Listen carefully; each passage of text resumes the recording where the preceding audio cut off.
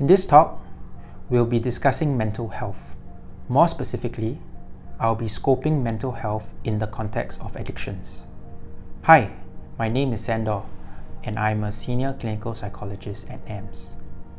To begin this talk, let's discuss what mental health is.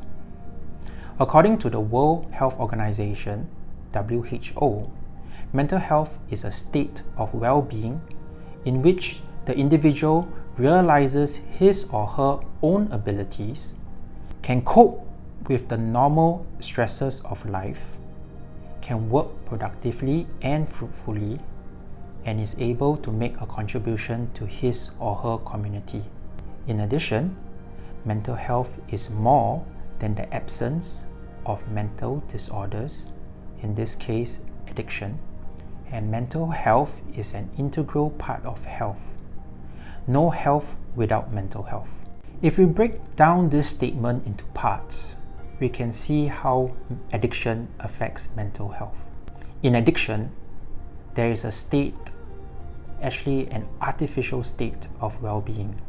The individual realizes his or her abilities from the enabling effects of the substance or behavior, which in turn distancing him or her from his or her natural abilities. He or she may progressively feel uncomfortable and unable to cope with life and develops a dependence on the substance or behavior for normalcy. Eventually, the individual encounters problems with his or her roles in life, as addiction is selfish and strives to dominate over everything. The individual ultimately turns to isolation as connection with others becomes difficult over time.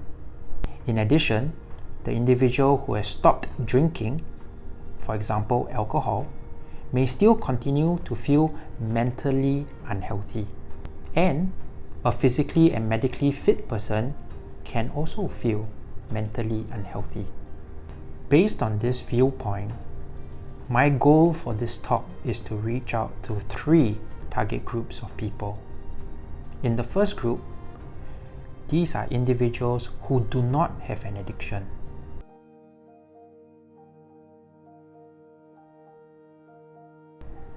I can work towards achieving balance in my life. If I'm addicted to everything, which includes nothing, then it's unlikely that one thing will grow and consume me and my valuable resources. I can work towards developing different sources of pleasure in my life. If I can appreciate pleasure from a variety and diversity, it's unlikely that I will be stuck to one source. I can work towards developing alternatives to cope with my struggles in life. If I have many tools in my toolbox, it is unlikely that I will become reliant on one tool only. I can work towards maintaining connections with people who make me a better person. If I am surrounded by people who push me to be my better version of myself, it's unlikely that I will feel disengaged in my personal growth. The second group of people who I hope this talk reaches out to are individuals who are recovering from an addiction.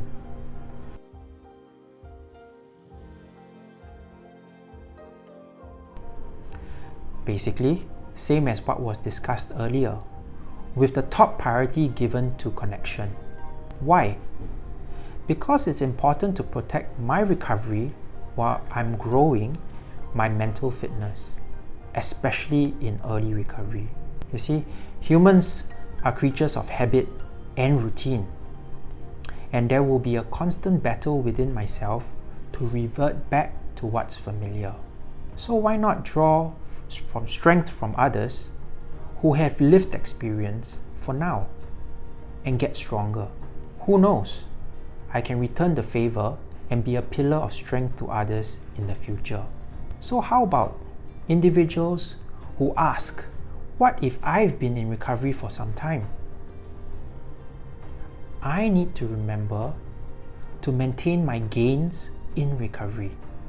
stay connected with others, and continue to develop my support system. There's a saying which I learned from individuals in recovery. It goes like this: just because you got the monkey off your back doesn't mean that the circus has left town. And finally, the third group of people that I hope this talk reaches out to. These are individuals who are still struggling with their addiction. Is it okay if we look honestly at ourselves in the mirror? Is this what I truly want in my life?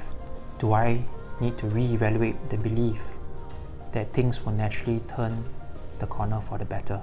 Or the belief that I can win this battle by myself with my methods? If we can really put our ego aside for once, help is just around the corner, waiting to be called on. It's simple, yet very difficult to do. And this is just the beginning to reclaim our mental health away from addictions. If you take I out of illness and add we, you end up with wellness. Thank you for your attention. I wish everyone good health and wellness.